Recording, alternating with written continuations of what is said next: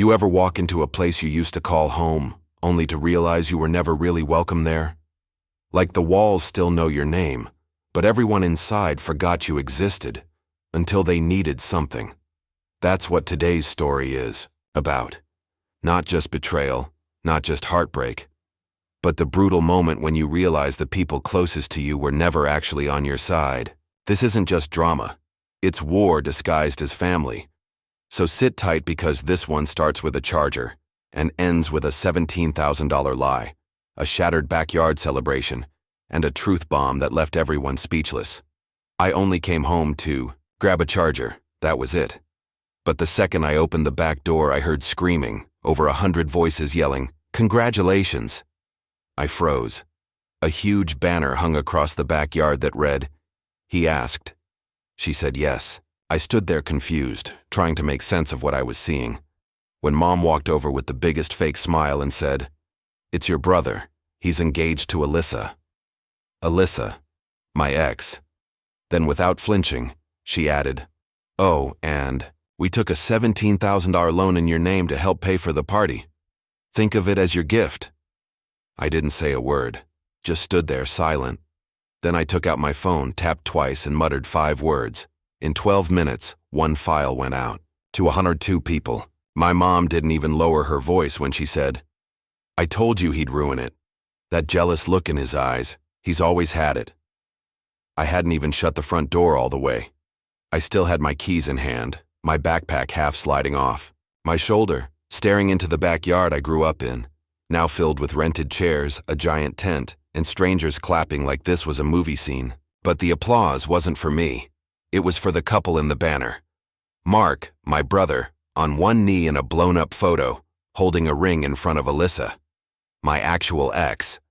Not a high school fling. Not someone I casually dated. My real ex. We lived together for 2 years. We talked about marriage. Our breakup was a disaster. My mouth went dry. That cheap Bluetooth charger I drove 25 minutes to pick up suddenly felt like a joke. It felt like I walked into a nightmare wearing nothing but confusion. Mom showed up beside me again, smiling like this was normal. "It's your brother and Alyssa," she said like it was some sitcom twist, like I was supposed to laugh and hug everyone. I just looked at her. Then she leaned in close and whispered, like she was handing me a heartfelt gift. "We took a $17,000 loan in your name to cover the engagement. It's from you to them." I said nothing. I couldn't. Something deep inside me cracked. Not loud, but real. A piece of me that had been stretched too thin for too long finally gave out. The clapping continued. Confetti rained down. Some woman I didn't even know took selfies with Alyssa. Mark was laughing like this was the best day of his life. Alyssa spotted me, then quickly looked away. I didn't yell. I didn't throw a fit. I didn't even take a step forward. I just stood there. Then I pulled my phone out again, unlocked it, tapped twice, and quietly said, "Check your phones, right now." 12 minutes later, everyone had the file.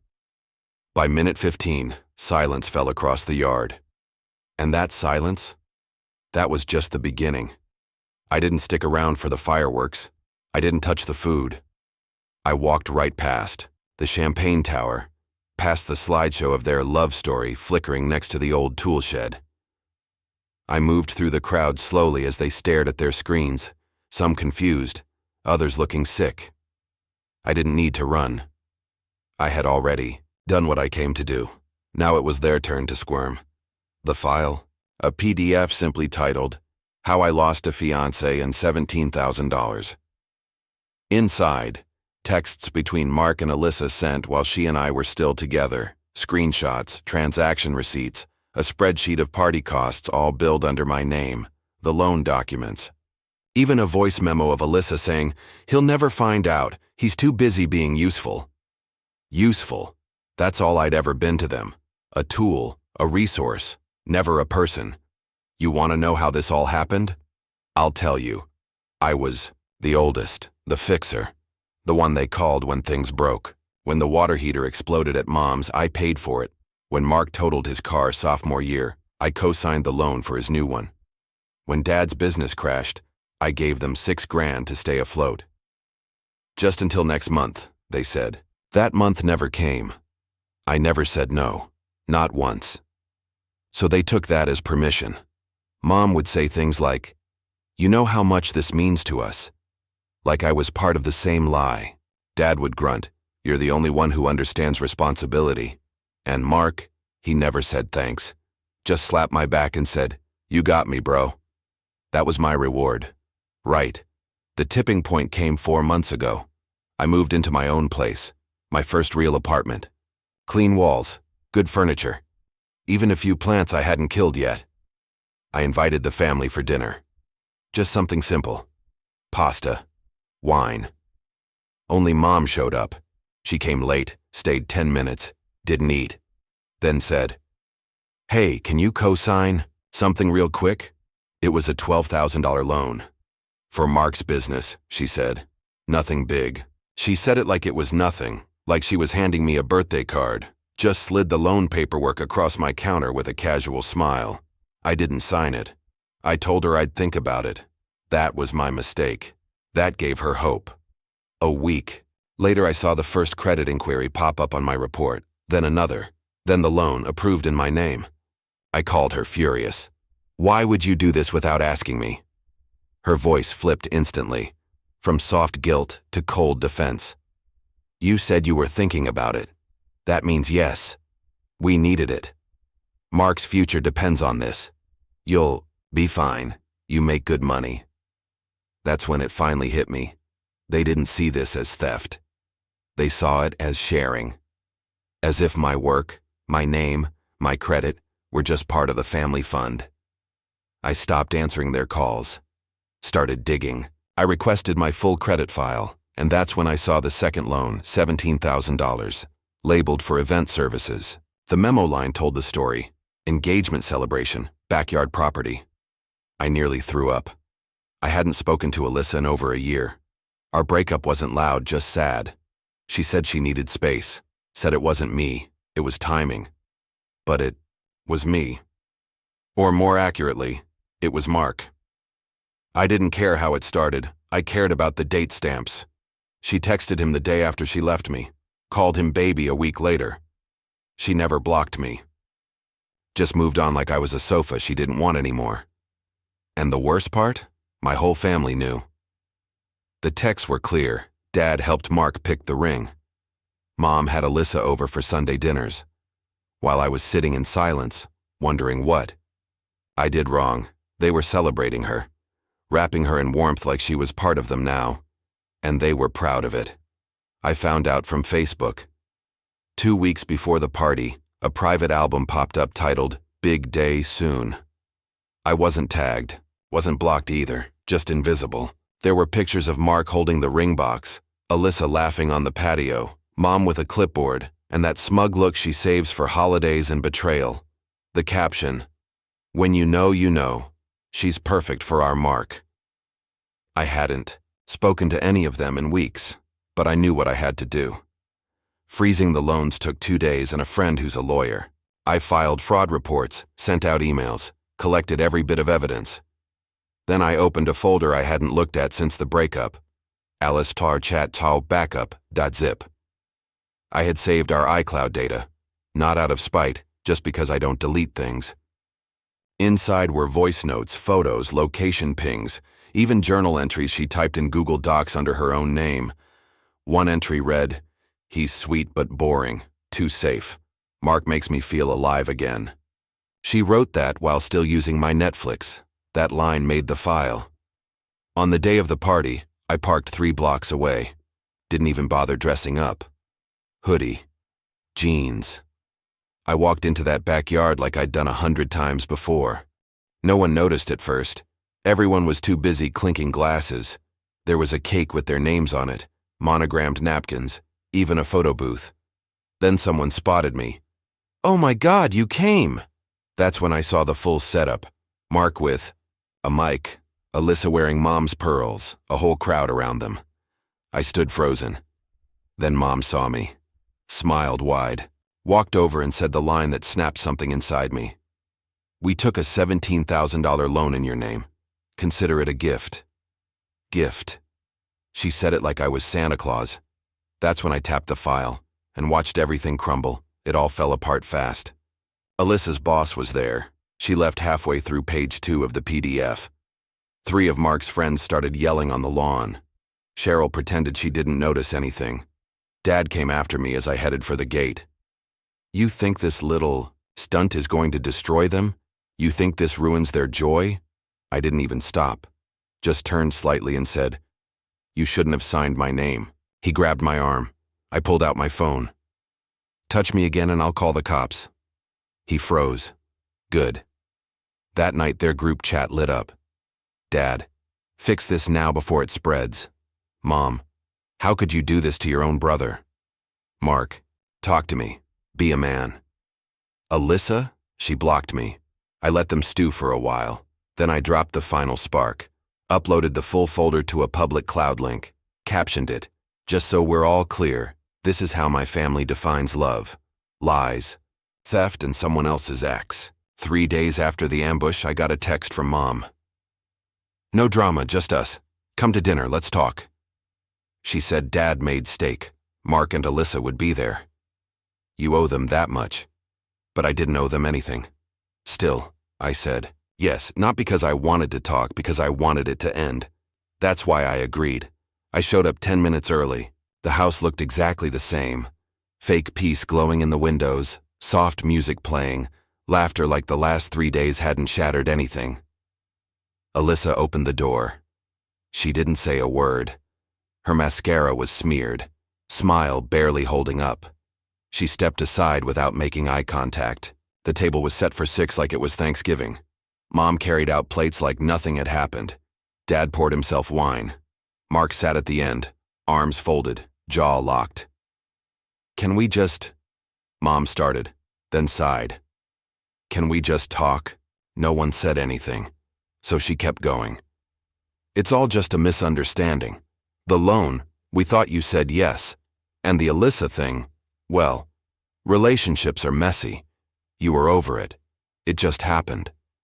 "It didn't just happen," I said, flat. Her mouth twitched. "We just wanted to do something special for Mark, for the family. We weren't trying to hurt you." I nodded, slow, calm. Then I unzipped my bag and pulled out a folder. It wasn't thick, but every page hit like a hammer. I placed it in the center of the table. "What's that?" Dad asked, already annoyed. "Truth," I replied. I slid the first page forward. It was a loan contract. My name printed across the top signature line, blank, the one they forged. Then came emails, bank correspondence, confirmation of the event invoice. Mom listed as coordinator. Mark listed as payer. For Alyssa. Next page, a screenshot of Alyssa's DMs to Mark. "He's still paying your car. You better propose before he grows a spine." Mom flinched. Mark read it, stayed quiet, then tossed it aside like it burned. "That's private," Alyssa muttered. "No," I said. "It's theft. It's betrayal. It's every single one of you using me like a bank account with feelings." "Okay," Dad snapped. "So what? You want revenge? You want to embarrass us?" "No," I said. "I want accountability." Then I pulled out the photo, security cam footage from the bank. Dad at the counter, submitting paperwork with my social. Timestamp matched the loan. My signature forged. His face changed. "You've been spying?" "I've been protecting myself," I said. "Something you once told me to never expect from family." Then came the final hit. I laid down a letter. Official, from the credit bureau. It said, due to suspected identity fraud, my father's access to all major credit lines was frozen. His score flagged. No co-signing. No new loans. His signature had consequences now. He didn't read it. Just stared. "You think this fixes anything?" he growled. "You don't fix this. That's enough." A voice came from the hallway. We all turned. A tall guy stepped into the room. Calm. Composed. Alyssa's ex, Evan. He walked in like he belonged, holding his own folder. "Hope I'm not interrupting," he said, cool as ice. "Just figured it was time someone else shared." Mark stood up like he was ready to throw hands. Alyssa whispered, "Evan, please go." He ignored her. "Just so we're clear," he said, flipping open his folder. "Alyssa was still living with me when she started texting your brother. And texting you," he looked at me, "about needing space." He laid out the printouts, time-stamped messages. Same day, different guys, same excuses. "She played both of us," he said. "But I moved on. I'm not here for revenge, just closure." He turned to me. "She told me your family would pay for everything, said you were trained to say yes." Her words. Then he left. No one said a thing. The silence was thick. Even the cutlery looked ashamed. Mom made one last attempt. "Sweetheart, we can fix this. We just have to." "No," I said, rising to my feet. "I'm not part of this anymore, not the guilt, not the debt, not the lies." Mark stood too. "So that's it? You're walking away because of a girl?" I looked at him. "You mean the woman I lived with? The one you proposed to using? Alone in my name?" He didn't answer. I leaned closer. "You deserve each other. All of you do." Then I turned toward the door. Dad stood up. "Don't you dare turn your back on this family." I turned around slowly. "I didn't," I said. "You did. I just finally saw it." I walked out. No one followed. I walked into my kitchen, my space. Quiet. Clean. No one else's fingerprints. I opened my phone and deleted all 36 voicemails, all 12 texts. They all said the same things. "Talk to us. You're still our son. We didn't mean it." And then the last one, from Mark. "She's gone. Hope you're happy." I didn't reply. I made myself coffee. Black, no sugar. Bitter, like the truth. I didn't go to work that day. I went straight to the bank. Closed the joint account my parents had been quietly draining for years. Opened a brand new one under a new name. Not just for protection, but as a symbol. That night, I called my lawyer friend. "Remember the trust Grandpa mentioned?" "Yeah." "I want out." "You sure?" "I'm not here to inherit anything. I'm here to let go." He got it. A week later, everything was cut. No shared credit, no co-signing, no strings. My name, scrubbed from every system they had access to. I didn't tell them. They'd find out when the next crisis hit. I switched gyms, grocery stores, canceled every subscription they were still using. Netflix gone, Spotify deleted. Even Amazon Prime, the one they used for family orders, canceled. Then I did the last thing. I moved. Not far. Just enough. I'd been eyeing this loft uptown for a while. Top floor, exposed brick. Big windows, underground parking, key code entry. I signed the lease the same day Mark texted me, "She's gone." Good. Let them figure out the wreckage. I was already out. 3 days after moving, someone knocked on my old apartment door. It was Dad. My old neighbor called.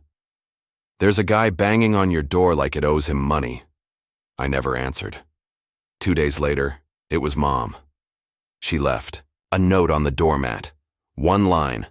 "Please don't do this." But I didn't. They already had. I spent the next month rebuilding. Quietly. No updates, no posts. I finally took that trip I'd been putting off for 3 years. Just me. A cabin, the mountains, and a book. I never finished the book. And when I got back, 2 emails were waiting. One, from the private investigator I'd quietly hired. The other from my grandfather's lawyer. The first was short. My dad had tried applying for another small business loan. Denied. Flagged for identity fraud. The second one made me pause. The trust, it had been officially restructured. My portion, locked. No more shared access in case of emergency. That clause was gone. It wasn't about payback. It was about protection. Weeks passed. Silence. But then Megan, Alyssa's older sister, showed up. She caught me in the lobby of my building. "I'm not here to argue," she said. "I just need to tell you something." I didn't answer, just held the door. We sat on the bench near the elevators. I didn't offer her anything. She didn't expect it. She glanced at her phone, then back at me. She left the state, she said. Alyssa moved in with our mom in Ohio. I didn't ask why. Megan went on. She blames you, but I don't. I know what she did. I know what they did. I stayed quiet. Then Megan said something that actually landed. She said, she never thought you'd fight back. She thought you were too soft, too hungry for approval. I nodded. She was right, I said. Until I wasn't. The next day, I walked into a notary's office and signed away the title. To the family car, the one Mark still drove, technically still under my name. I donated it to a veterans charity. They picked it up that afternoon. I didn't tell him. He'd figure it out when the car disappeared. Maybe that's when it would hit him.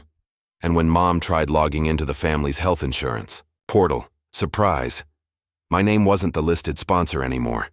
Every small disconnection clicked into place like bricks being reset. I wasn't loud about it, but it was final. It didn't end in a fight. It ended in silence. They faded, slowly, like dust settling after a collapse.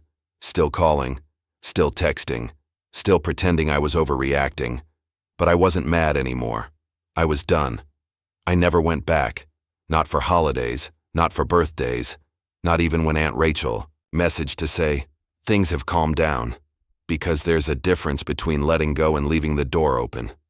I wasn't doing either. I deleted every photo that had their faces in it.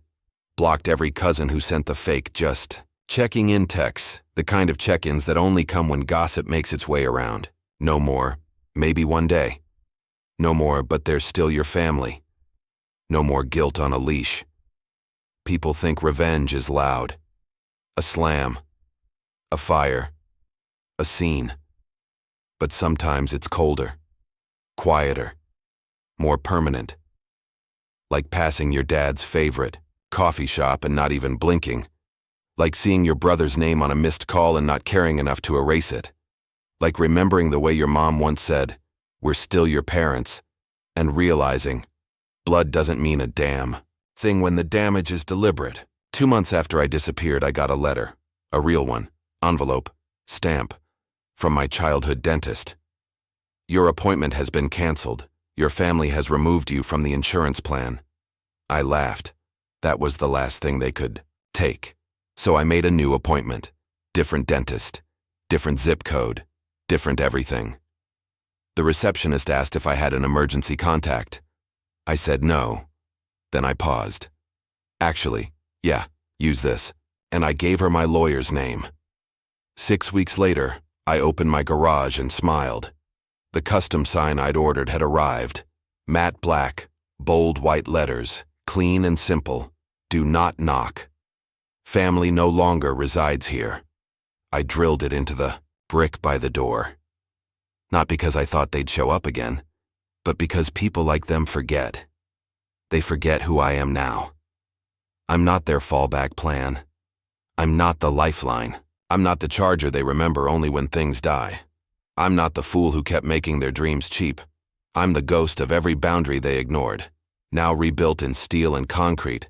And next time they think about using my name, they better ask a banker.